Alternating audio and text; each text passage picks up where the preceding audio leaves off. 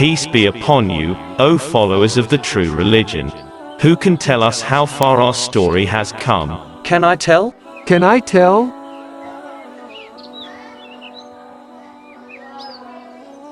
Can you tell me, dear? Muslim Ibn Aqil was captured by Ibn Ziyad's soldiers after a fierce battle. Very good. Now can someone else tell the next part of the story? Can I tell? The cursed Ibn Ziyad martyred Muslim and Hani, and sent the head of Hazrat Muslim to Yazid. God bless you, young man. Let me tell you the next part of the story. At the same time as Muslim Ibn Aqil was killed, the Imam was in Mecca and was preparing to travel to Iraq. The Imam called his companions before starting his journey. After the people had gathered, the Imam delivered a sermon for them. He said in this sermon, "Death is final for the children of Adam.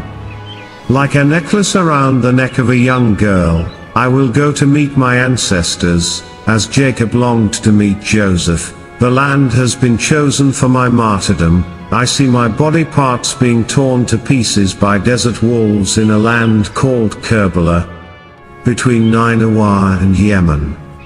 The Imam, after explaining the situation, said to the audience, "Whoever wants to come with us to fight, who is happy to be martyred in the way of God, may do so."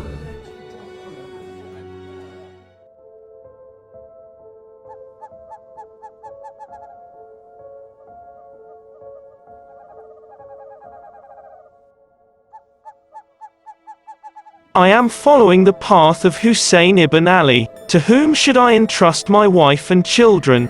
Do not worry. The caravan is ready to leave. Take care of yourself. When will you arrive? I don't know. I pray I can come with the Imam too. God willing. Goodbye. Muhammad ibn Hanafiya, the brother of the Imam, came to the Imam before his departure, and said, "Brother, be patient, do not go. Why are you in such a hurry?" The Imam was silent for a while and said, "My grandfather, the messenger of God, came to me and said, 'O Husayn, go to Iraq, because your martyrdom is destined there.'" Muhammad ibn Hanafiya, after hearing the Imam's answer, said, "To Allah we belong, and to him we will return." He asked the Imam not to take the women with him. The Imam replied, "The messenger of God said, these women are destined to be imprisoned in Kufa and Syria."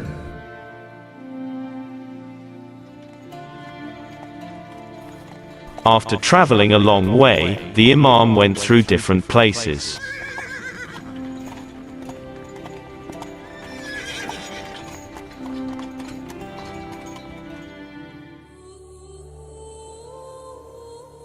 The caravan stopped near a desert, and the Imam began to rest in his tent.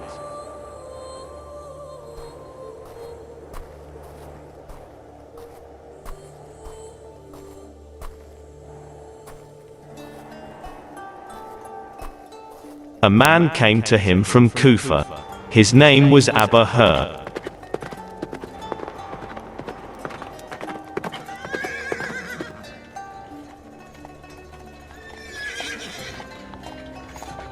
When he found out that the Imam was resting in his tent, he came to the Imam.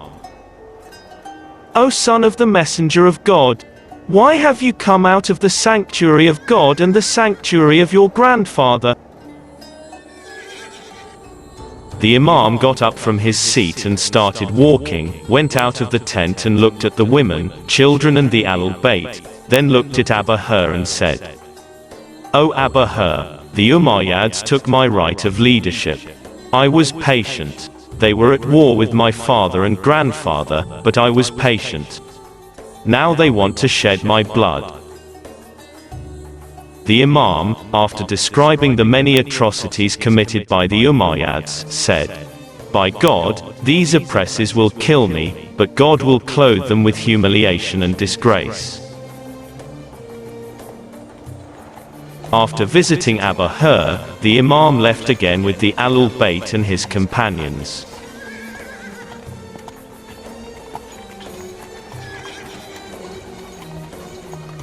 After traveling a long distance in the scorching heat of the sun, the Imam's caravan reached another destination.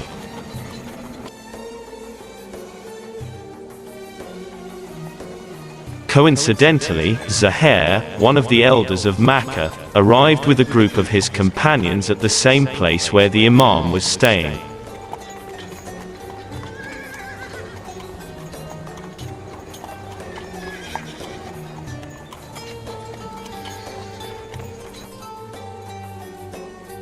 Zahir did not know who they were.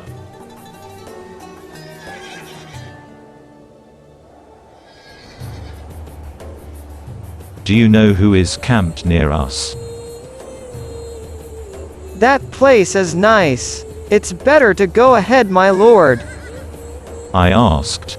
Who lives there? Husayn ibn Ali and his companions, my chief. Do you want to meet them? No. We won't go there. We'll stay here. Zahir, who did not want to meet the Imam, ordered that his caravan should move away from the Imam's place. It was Zuhr time. The men and women of the caravan were busy preparing food, and all were happy for the journey and had gathered in one place. Zahir had ordered the camps to be set at a suitable place.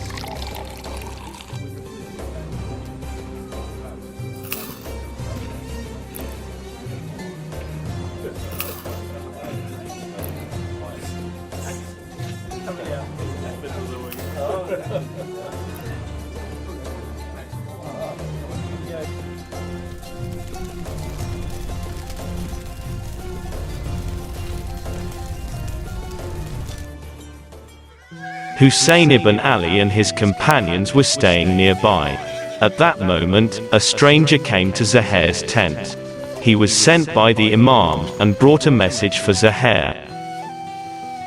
"O Zahir, Abu Abdullah sent me to you."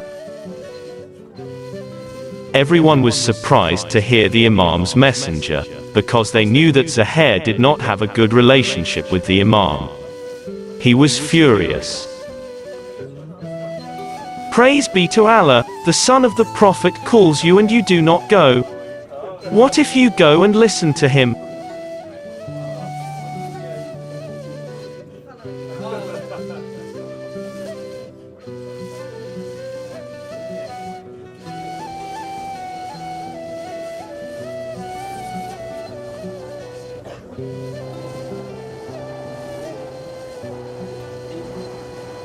Assemble the tents. We will pitch the tent next to Imam's tent. He silently announced that the tents will be gathered so that they can pitch their tents with the Imam's tent.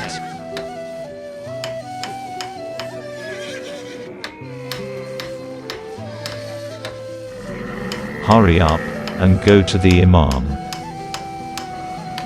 And after a while he came back smiling. He told his wife that he would accompany the Imam. After making this decision, Zahir said to his wife, I divorce you because I do not want you to be in trouble because of me. Then he gave her dowry and separated from her. Zahir asked his wife to intercede with Husayn ibn Ali on the day of resurrection after saying goodbye to him.